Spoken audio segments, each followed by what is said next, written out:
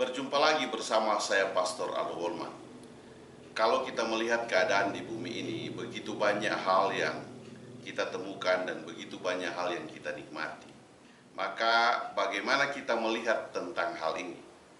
Terkadang kita hanya menjadi penikmat, tetapi kemudian kita tidak dapat mengetahui bagaimana itu terjadi dan bagaimana prosesnya dan apa yang sudah dilakukan dari apa yang kita nikmati.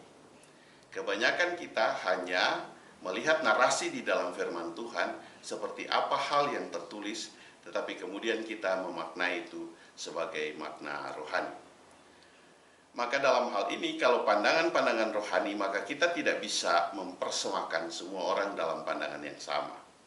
Kenapa? Karena persoalan rohani ini adalah berdasarkan pengalaman kita masing-masing.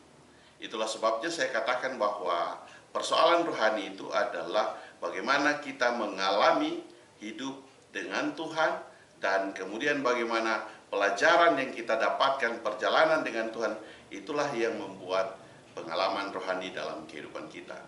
Dan pengalaman rohani itulah yang disebut dengan logika rohani. Ketika kita berbicara soal logika rohani, maka hal itu tidak sama kepada semua orang. Kenapa? Karena pandangan saya, rohani saya dengan rohani orang lain itu adalah berbeda. Kita tidak bisa samakan orang dalam pandangan rohani yang sama.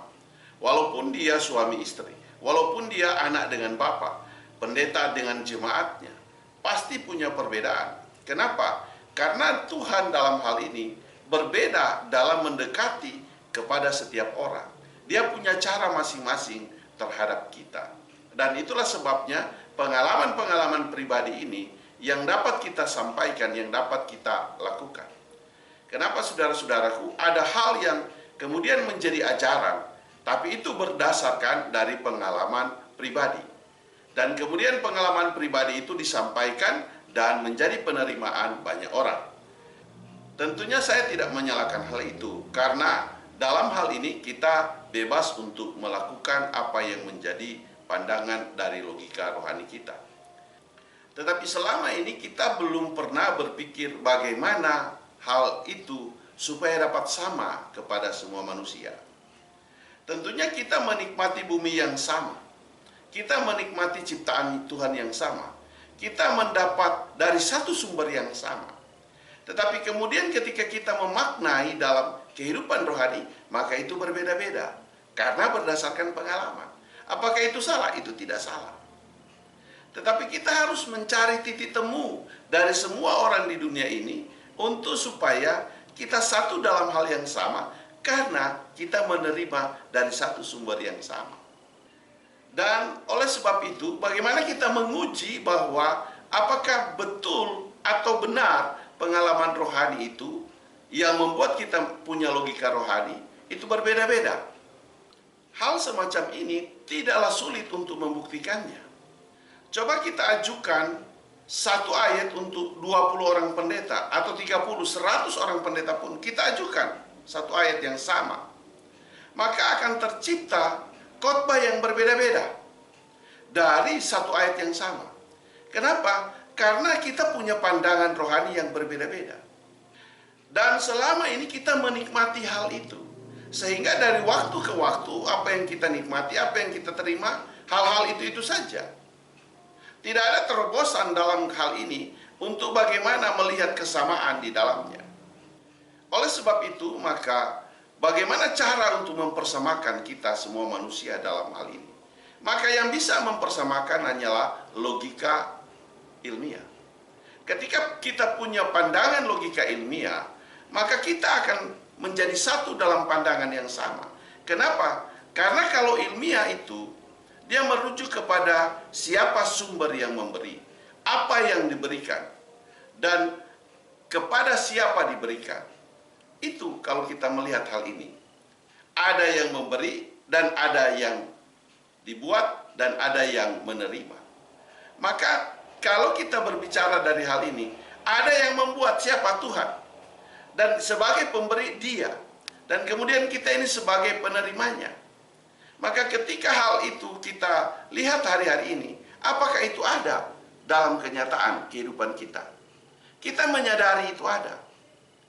tetapi kemudian kita tidak atau sangat sulit untuk membuktikan.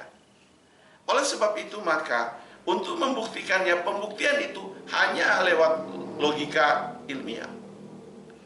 Jadi dalam pandangan logika ilmiah, kita disatukan di dalam satu konsep yang sama dan sistem yang sama dari pemberi yang sama. Begitu kalau berbicara soal logika ilmiah. Maka ada beberapa hal yang harus kita lihat dalam pandangan ilmiah. Ada data, ada bukti, dan ada faktanya. Kemudian sesuai dengan kenyataan. Hal itu terjadi dalam pandangan ilmiah. Karena merujuk kepada apa yang dibuat dan siapa yang membuat. Itu tentunya kalau kita berbicara kepada pandangan ilmiah. Nah, dengan demikian apakah Alkitab mampu menjawab itu? Sangat mampu. Itulah sebabnya di dalam pembahasan saya melakukan hal ini untuk bagaimana menyamakan semua orang ke dalam pandangan pemikiran yang sama. Dan apa yang saya sampaikan ini adalah hasil dari penelitian saya, yang saya sudah tuangkan di dalam buku saya. Maka oleh sebab itu, hari ini harusnya kita ada terobosan berpikir kepada hal ilmiah. Berapa banyak kita berbicara soal Tuhan yang sama, Tuhan yang satu, tetapi kemudian memiliki pandangan yang berbeda. Hal apa yang membuat itu? Karena kita punya logika rohani dengan pengalaman-pengalaman kita yang beda, dengan cara penerimaan kita yang beda, dengan pengajaran yang berbeda. Katakan pengajaran yang sama, tapi kita bisa menerima berbeda-beda dalam setiap kita memaknainya. Itulah sebabnya maka kita harus melakukan suatu hal yang dapat menyamakan pandangan-pandangan kita itu dalam satu pandangan yang sama. Hal ini perlu kita lakukan. Kenapa? Agar supaya ketika berbicara tentang Tuhan ada kesamaan. Kesamaan kita dalam satu pandangan yang sama, maka hal itu hanya bisa terjadi dengan logika ilmiah.